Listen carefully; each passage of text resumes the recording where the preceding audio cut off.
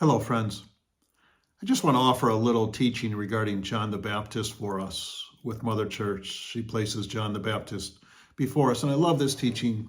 It's a helpful reminder for me uh, for those times in my life and in my own prayer and walk with the Lord where it feels as if God is so far away, or the circumstances of my life take me in a place that I just really didn't see coming. And so, how do we stay focused? And so, again, just remember John the Baptist, his parents, Zachariah and Elizabeth. Zachariah was a priest. Elizabeth, we're told, was aged and barren. Uh, John himself, he kind of withdrew and he grew up in the desert. We're told he wore camel's hair and wild locusts, and honey was his food. He was the one who was proclaiming the baptism of repentance for the forgiveness of sins. He was the one voice crying out, "Prepare the way of the Lord, make straight his paths." John's the one who's going to baptize Jesus in the Jordan River. And yet John himself, his own teaching and preaching is going to be the cause of his own life. He confronts King Herod about being in an adulterous affair with his brother's wife, Herodias. And Jesus himself eventually is going to talk about John in that sense. And Jesus says it like this: I say to you, among those born of women, there is no one greater than John the Baptist. Jesus says there's no one greater than John the Baptist. John the Baptist is the GOAT, the greatest of all time.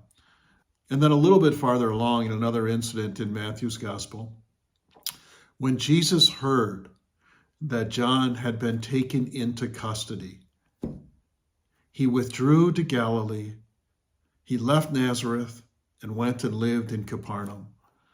What is so significant about that, friends, is when Jesus heard that John had been arrested, he withdrew up to Galilee, up to Capernaum up there. That's 150 miles.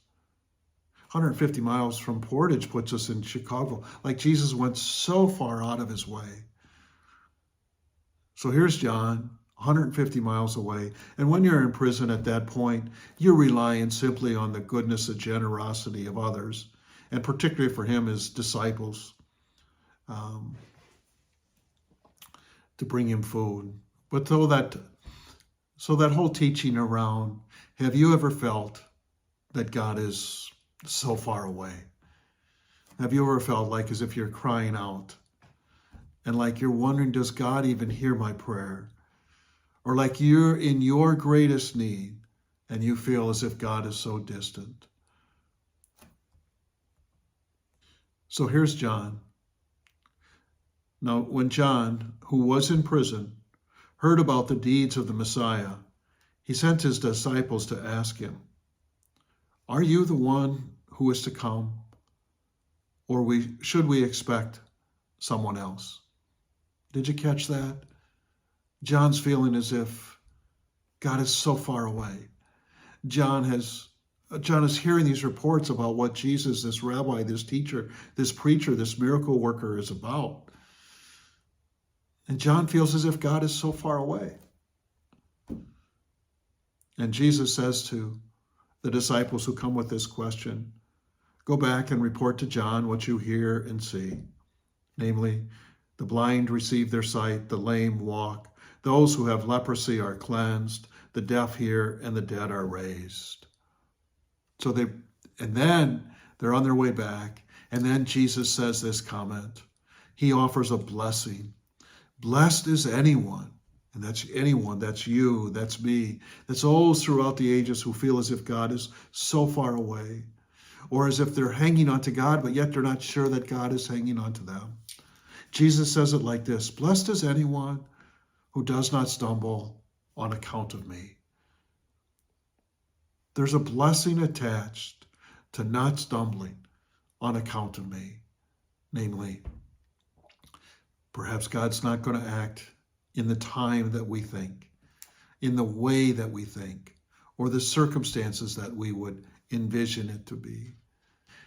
John's world was rocked when his scenery changed.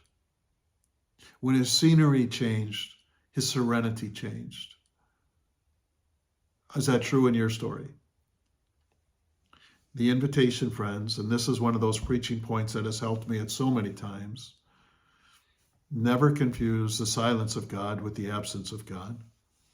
When you hear his silence and feel his absence, trust his presence. Might the teaching of John the Baptist be alive on our hearts. Happy Advent.